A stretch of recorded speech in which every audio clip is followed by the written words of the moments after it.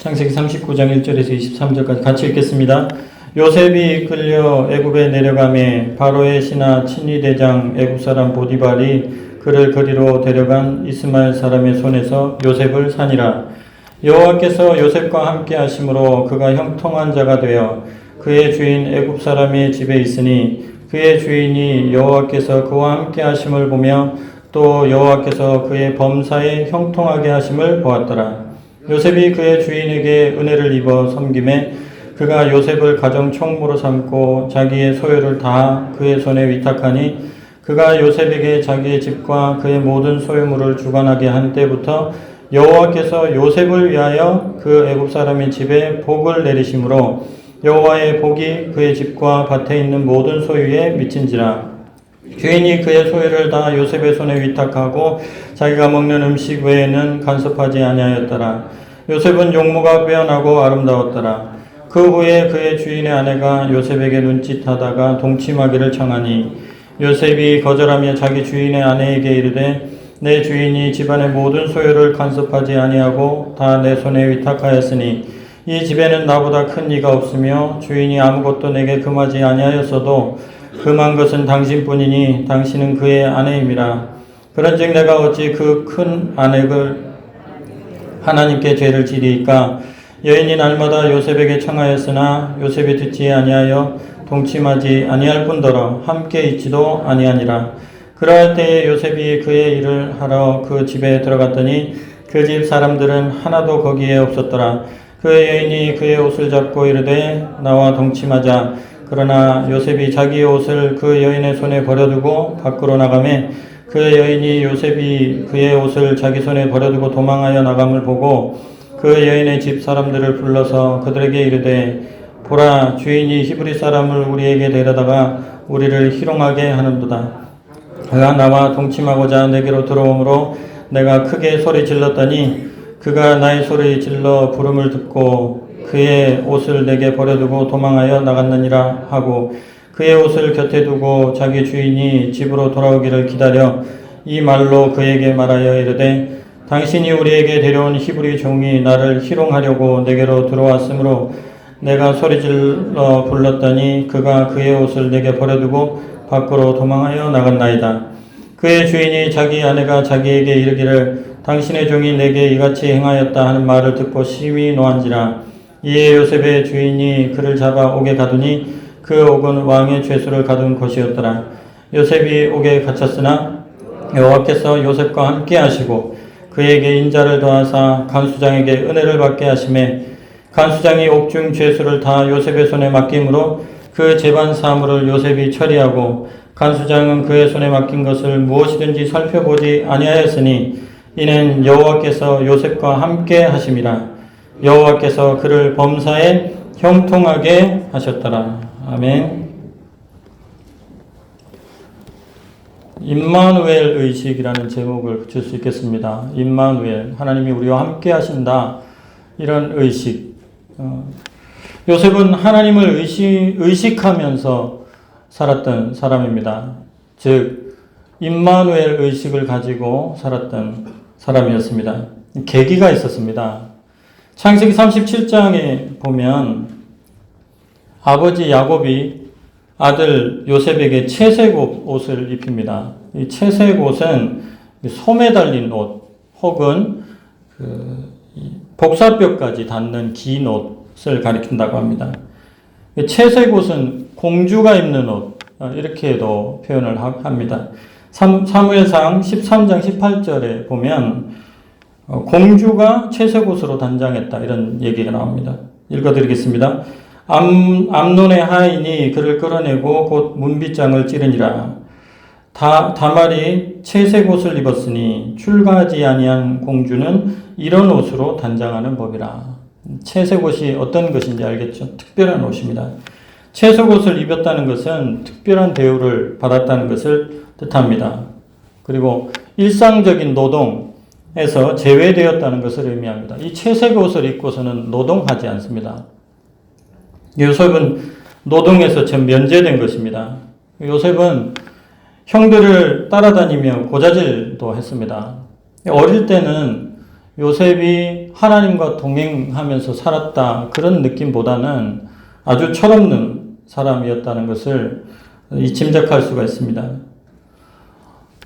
형들을 고자질할 뿐만 아니라 어느 날 갑자기 꿈을 꾸더니 형들이 자기에게 절을 했다고 그렇게 얘기를 하고, 또 어느 날 또 갑자기 형들은 일하고 있는데 자기는 판판 놀면서 꿈이나 꾸고 앉아있는 그런 동생이었습니다.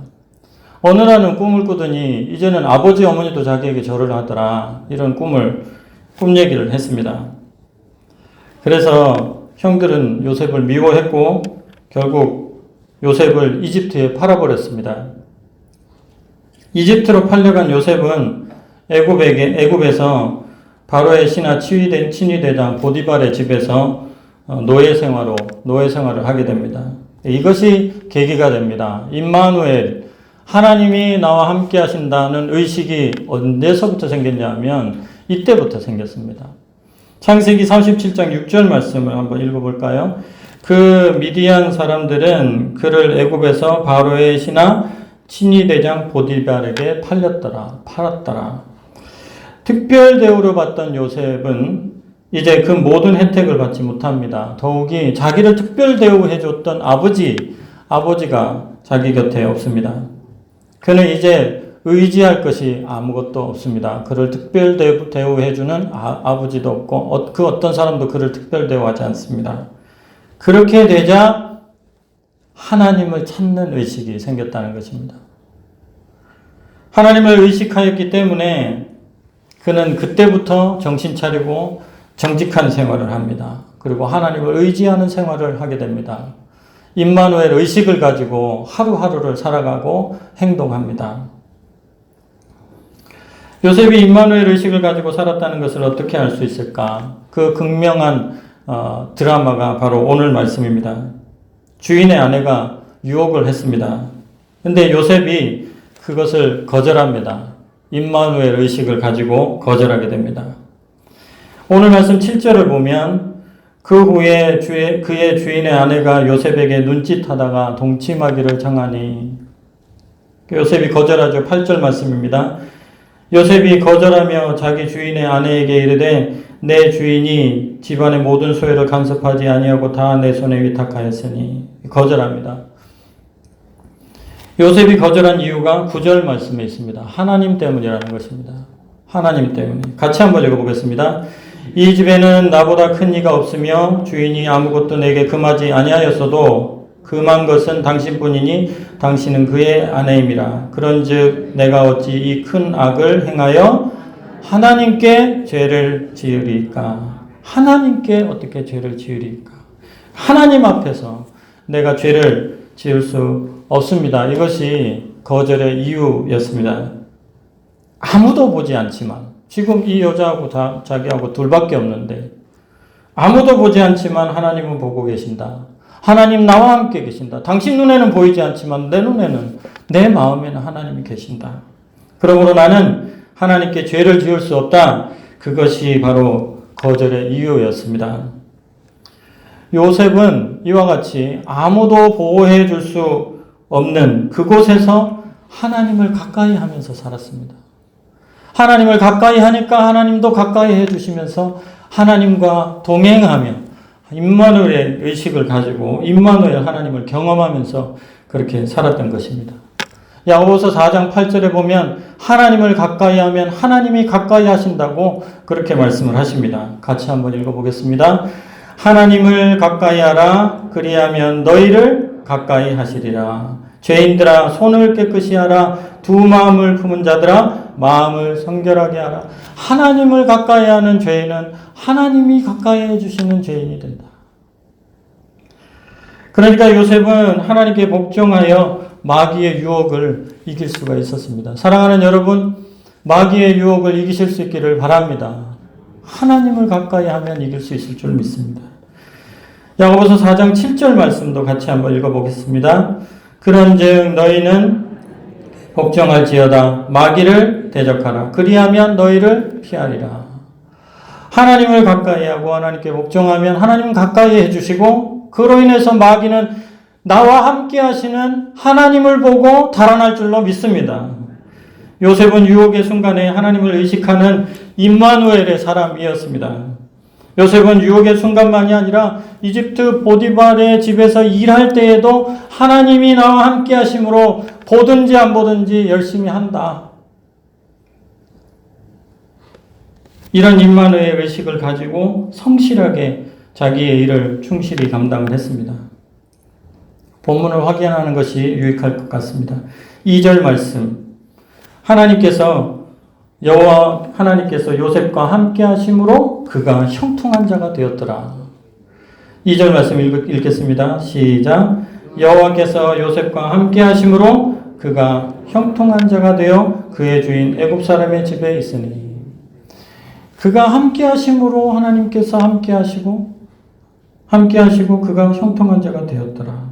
또 같은 말씀을 또 말씀하십니다. 3절 말씀에도 여호와께서 그와 함께 하심으로 그의 범사에 형통하였더라. 같이 한번 읽어볼까요? 그의 주인이 여호와께서 그와 함께 하심을 보며 또 여호와께서 그의 범사에 형통하게 하심을 보았더라. 하나님 함께 하시면 형통함이 있습니다. 반복되는 문구. 여호와께서 그와 함께 하심으로 범사에 형통하였더라. 하나님께서 함께 하심으로 형통했다고 해봐야 사실 노예 신분에서 벗어나는 것도 아니고 나 노예입니다. 노예였을 때 하나님 함께 하심으로 형통했는데 노예에서 벗어난 것도 아닙니다. 그냥 노예 중에서도 믿을 만한 노예였을 뿐이었어요. 21절도 한번 보겠습니다. 21절. 여호와께서 요셉과 함께 하시고 그에게 인자를 더하사 간수장에게 은혜를 받게 하시며. 이때는 억울한 누명을 쓰고 감옥에 갇혀 있을 때였습니다.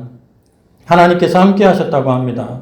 그래서 은혜를 입어서 그의 인자하심을 경험했다고 하는데, 간수장의 인자하심을 경험했다고 하는데 결국은 그 정도였습니다. 죄인의 몸에서 벗어나는 것이 아니라 그 옥중에서 그냥 은혜를 입었다는 것입니다. 23절도 한번 보겠습니다. 간수장은 그의 손에 맡긴 것을 무엇이든지 살펴보지 아니하였으니 이는 여호와께서 요셉과 함께 하심이라. 여호와께서 그를 범사에 형통하게 하셨더라. 요셉은 죄인의 신분 속에서 옥중에서 맡겨준 일을 성실히 수행을 했습니다. 그 이유는 하나님이 함께 하신다는 의식이 그에게 있었고 그는 그곳에서도 성실하게 임하였기 때문입니다. 그래봐야 죄수의 신분입니다. 우리가 살펴보았듯이 노예로 있을 때 그래봐야 노예고, 죄수로 있을 때 하나님 함께 하셔도 그래봐야 죄수입니다. 여호와께서 함께 하시면 노예의 신분에서 해방을 받아야 할 것 같고, 여호와께서 함께 하시면 억울한 누명을 쓰지 말아야 할 것 같고, 여호와께서 함께 하시면 죄수의 신분에서 해방되어야 할 것 같은데, 그렇지 않고 그 위치에서 주변의 사람들이 요셉을 인정하는 것을 형통함이라고 성경은 이야기를 합니다. 요셉에게 맡기면 틀림이 없다. 이것이 형통함의 의미였습니다. 비록 내가 원하는 결과는 아니라고 할지라도 임마누엘 의식을 가짐으로써 주변에 영향을 끼치는 사람이 되었다. 이것이 성경이 말씀하시는 형통함이었습니다. 임마누엘 의식을 가지고 살면 반드시 주변에 영향을 줍니다.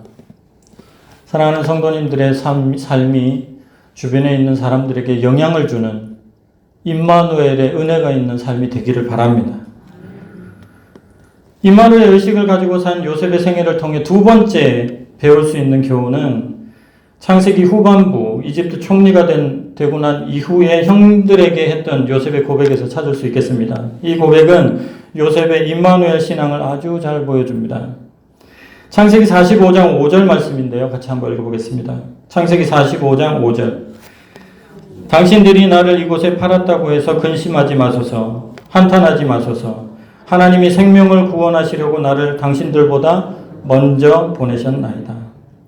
요셉은 과거에 자신이 붙잡혀 온 것도 다 하나님이 함께 하셔서 그렇게 된 것이라고 그렇게 해석하고 있습니다. 그리고 형들에게 두려워하지 말라고, 당신들 때문에 내가 그렇게 된 것이 아니라고 그렇게 얘기를 합니다. 창세기 50장 20절도 같이 한번 보겠습니다. 읽어보겠습니다. 당신들은 나를 해하려 하였으나 하나님은 그것을 선으로 바꾸사 오늘과 같이 많은 백성의 생명을 구원하게 하시려 하셨나니. 아멘. 요셉은 과거에 자신이 죽을 위기에 처하게 된 것도 하나님이 함께 하셔서 하나님의 뜻이 있어서 하나님의 목적이 있어서 그렇게 된 것이라고 합니다. 삶 가운데 벌어진 모든 일들이 다 하나님이 함께 하셔서 벌어진 일이고 다 의미가 있는 것이라고 그렇게 이야기를 하고 있는 것입니다. 더 중요한 것은 하나님은 분명히 나쁜 건데 이걸 선용하신다. 하나님은 반드시 이것을 좋게 만드실 것이다. 좋게 만드신다. 이러한 믿음이 요셉에게 있었습니다. 인생의 과정 가운데 벌어지는 모든 일이 하나님이 함께 하심으로 벌어지는 일이라는 이 믿음이 우리에게도 있기를 바랍니다.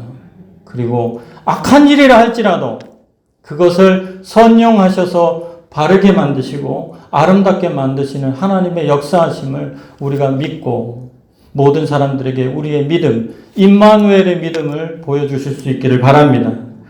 주님께서는 저와 여러분이 삶의 모든 나쁜 일도 하나님이 선하게 선용하실 것이라는 믿음 가운데 있기를 바라시는 줄로 믿습니다. 성도 여러분, 하나님이 함께 하신다는 임마누엘 의식을 가지고 사는 일 정말 쉽지 않습니다. 하나님을 의식하며 정직하게 하려다가 낭패를 보는 일도 너무 많습니다.